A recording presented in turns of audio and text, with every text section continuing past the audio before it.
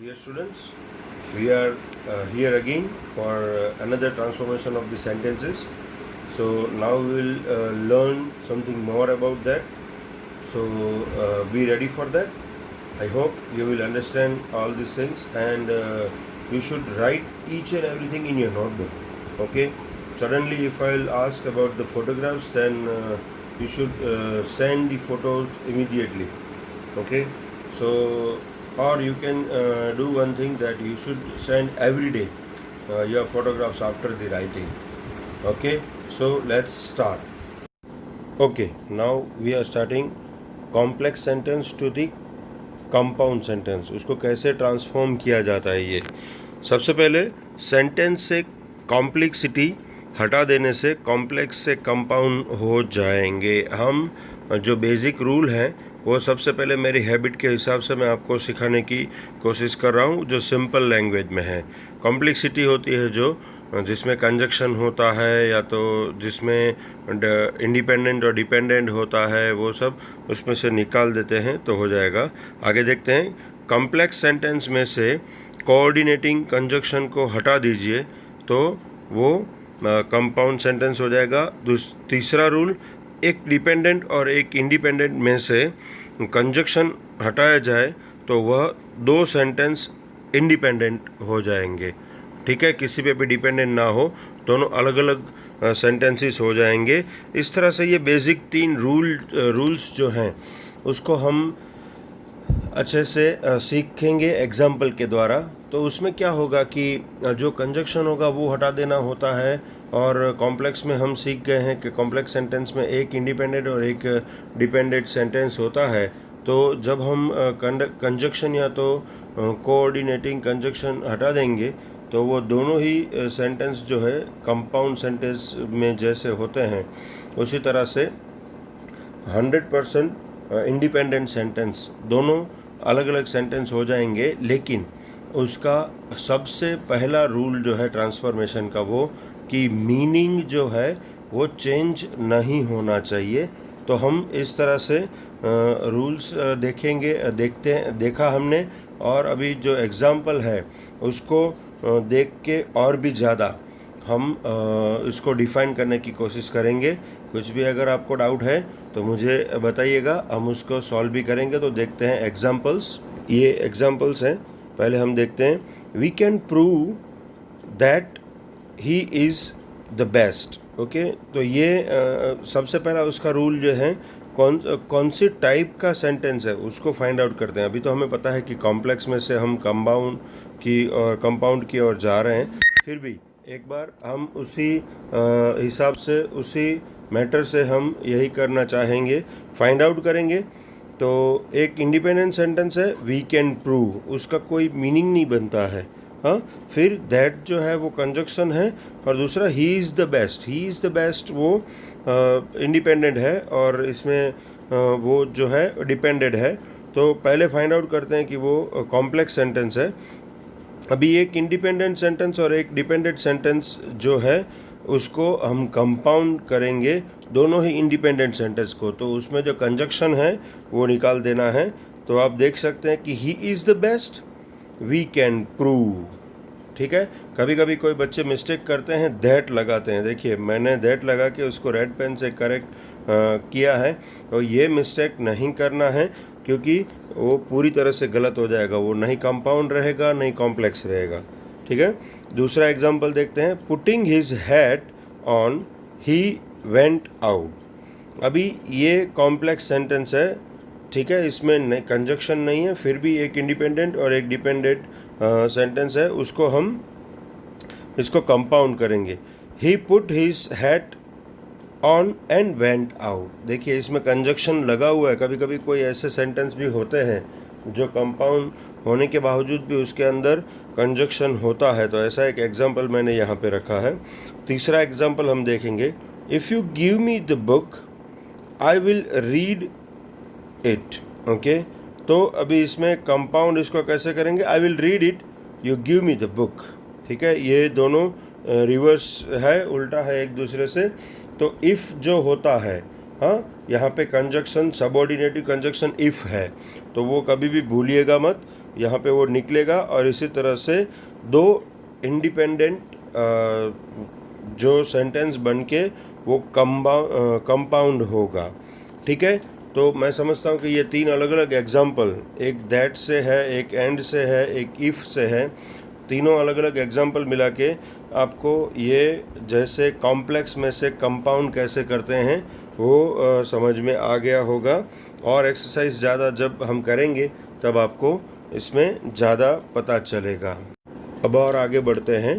Compound या तो complex sentence होते हैं, उसमें से सिंपल सेंटेंस कैसे बनाया जाता है, ये मैंने दोनों इसलिए साथ में रखा है कि दोनों एक साथ हम सीख पाएंगे तो कन्फ्यूज़न नहीं होगा और बहुत ही अच्छी तरह से, बहुत ही सिंपल है। हाँ, कंपाउंड और कॉम्प्लेक्स सेंटेंस में से सिंपल सेंटेंस बनाने का जो फॉर्मूला है वो बहुत ही सिंपल है। इसके बेसिक्स रूल्स मैंने लिख के रखे हैं यहाँ पे। कंपाउंड या कॉम्प्लेक्स सेंटेंस में दो सेंटेंसेस होते हैं, दोनों में दो सेंटेंसेस होते हैं। ठीक है, उनको मीनिंग चेंज ना हो उस तरह से एक इंडिपेंडेंट सेंटेंस बनाने से या तो बनाने को सिंपल सेंटेंसेस कहते हैं। देखिए, एक ही सेंटेंस, और सबसे पहले सिंपल सेंटेंस क्या होता है वो सबसे पहला वीडियो में हमने देखा था। हाँ, कि जिसमें एक वर्ब है और एक नाउन या तो प्रोनाउन है, उसको हम सिंपल सेंटेंस कहेंगे। तो जो कॉम्प्लेक्स में भी और कंपाउंड में भी दो सेंटेंसेस होते हैं, उसकी बजाय एक ही सेंटेंस हो, एक ही नाउन हो या तो एक ही वर्ब हो, ऐसा एक सिंपल सेंटेंस कंपाउंड या तो कॉम्प्लेक्स में से बनाने को मीनिंग चेंज ना होने के बावजूद बनाने को transformation of the simple sentences कहते हैं। ठीक है, दूसरा सिंपल रूल, कंपाउंड या तो कॉम्प्लेक्स सेंटेंस में जो कंजक्शन या तो सब कोऑर्डिनेटिव कंजक्शंस होते हैं उसे इस तरह से हटाना है कि वह सेंटेंस मीनिंग चेंज ना करते हुए एक ही सिंपल सेंटेंस बन जाए। सबसे पहले दो में से एक सेंटेंस बनाना है और दूसरा है कि उसमें से हमें कंजक्शन या तो सबऑर्डिनेट कंजक्शन जो है हटाना है। और कंपाउंड में जैसे दो इंडिपेंडेंट सेंटेंस है और कॉम्प्लेक्स में जैसे एक इंडिपेंडेंट और एक डिपेंडेंट सेंटेंस है, उनको मर्ज करके सिर्फ एक ही सेंटेंस जो बनाना है उससे हम ट्रांसफॉर्मेशन ऑफ सिंपल सेंटेंसेस कहते हैं। एग्ज़ाम में भी आपको इसी तरह से पूछा जाएगा, कोई एक सेंटेंस दिया गया होगा, या तो वो सिंपल का होगा या तो वो कंपाउंड का होगा या तो कॉम्प्लेक्स का होगा, उसमें से इन ब्रैकेट लिखा होगा कि चेंज इनटू द कंपाउंड। अगर कॉम्प्लेक्स होगा तो उसमें लिखा होगा चेंज इनटू द कंपाउंड। अगर कंपाउंड या तो कॉम्प्लेक्स होगा तो उसमें लिखा होगा चेंज इनटू द सिंपल। हाँ, तीनों में से वैसा वर्षा कुछ भी पूछा जा सकता है, बोर्ड में कुछ भी पूछते हैं तो हम इस तरह से सब तरीके से हम रेडी रहेंगे कि आपको इसका हाफ मार्क्स या तो 1 मार्क्स भी ना कटे, आपको सब मार्क्स पूरे मिले। ठीक है, अभी इसके हम एग्जाम्पल देखते हैं। ओके, तो ये रहे एग्जाम्पल। अभी देखिए, he is very poor but he does not complain. Conjunction दिया गया यहाँ पे बट, दोनों एक इंडिपेंडेंट और एक डिपेंडेंट सेंटेंस भी हैं। तो अगर ये है तो उसका फाइंड आउट द सेंटेंस का जो हमारा रूल है, हाँ, उसमें उसको कैसे फाइंड आउट करेंगे, जिसमें एक कंजक्शन हो और एक इंडिपेंडेंट और एक डिपेंडेंट सेंटेंस हो, तो वो सिंपली कॉम्प्लेक्स सेंटेंस होगा। ठीक है, तो अभी सिंपल बनाने के लिए उसको पहला रूल है कि कंजक्शन रिमूव करना है और दूसरा रूल है कि उसका मीनिंग भी चेंज ना होना चाहिए। इस तरह से एक सेंटेंस बनाना है, ये दोनों को मिला के, जिसमें कंजक्शन भी नहीं होना चाहिए और मीनिंग चेंज नहीं होना चाहिए। तो देखिए, उसका एग्जांपल नीचे दिया गया है, उसका आंसर नीचे दिया गया है। रेड पेन से ऊपर कॉम्प्लेक्स लिखा गया है और नीचे सिंपल लिखा गया, वो उसका आंसर है। In spite of being poor he does not complain. See, यहाँ पे कॉम्प्लेक्स लिख दिया मैंने, देखने के लिए कि आप अच्छी तरह से वीडियोस देखते हैं या पढ़ते हैं। मेरी मिस्टेक जो की है उसको आप ढूंढ पाते हैं कि नहीं। हाँ, ये मैंने जानबूझ के थोड़ा लिखा है ताकि मुझे ये भी तो पता चले कि आप लोग देखते हैं अच्छी तरह से नहीं। ठीक है, तो यहाँ पे सिंपल सेंटेंस का एक बहुत ही ब्यूटीफुल एग्जांपल याद दिया गया कि इन स्पाइट ऑफ, होने के बावजूद भी, बीइंग पुअर, हाँ, गरीब होने के बावजूद भी, ही डज नॉट कंप्लेन। यहाँ पे कॉम्प्लेक्स मत लिख दीजिएगा, आप भी समझ के थोड़ा लिखिएगा। दूसरा एग्जाम्पल हम देखते हैं, ही कन्फ्यूज्ड दैट, कंजक्शन आ गया, he was the guilty of crime. हाँ, he confessed, not confused, he confessed that he was the guilty of crime. एक इंडिपेंडेंट सेंटेंस है, एक सब कोऑर्डिनेटर कंजक्शन है, और दूसरा डिपेंडेंट सेंटेंस है। तो हमारा जो फाइंड आउट कैसे करेंगे हम, कि हम इस तरह से फाइंड आउट करेंगे कि वो कॉम्प्लेक्स सेंटेंस है, ठीक है। तो उसमें से सिंपल बनाएंगे, ही कन्फेस्ड द क्राइम, बहुत ही सिंपल है, ठीक है ना। वो कन्फेस कर रहा है, माफ़ी मांग रहा है, और या तो वो स्वीकार कर रहा है दैट के ही was the guilty of crime, उसने जो गुनाह किया उसका गिल्टी है उसे, हाँ।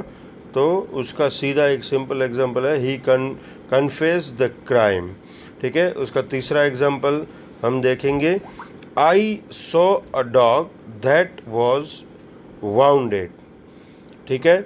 अभी इसमें मैंने ब्लैंक रखा है, लेकिन मैं ऑरली आपको बताता हूँ, वो आपको लिखना भी है, नीचे कट नहीं गया है, सुनिएगा वीडियो बराबर से।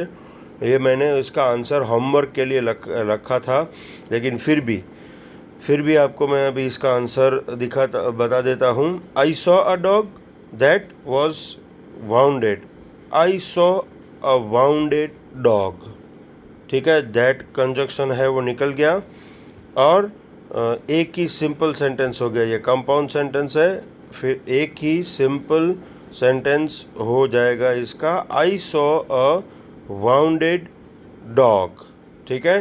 तो ये बहुत ही अच्छी तरह से ट्राई किया है मैंने समझाने का। मैं समझता हूँ कि आपको उतनी ही अच्छी तरह से ये समझ में आ गया होगा। इसके आगे एक लास्ट टॉपिक है, सिंपल में से कॉम्प्लेक्स या तो कंपाउंड कैसे करते हैं, वो हम नेक्स्ट वीडियो में देखेंगे, ताकि आप ज़्यादा कंफ्यूज ना हो। Okay, so I am thinking that you are learning very good this grammar topics. Now more 3-4 videos, then we will complete this section C, okay, and we will start our textbook. So we are going to learn more and more about the grammars, and we should gain each and every marks. So we should have full 16 marks of the grammar of the section C. Okay, thank you.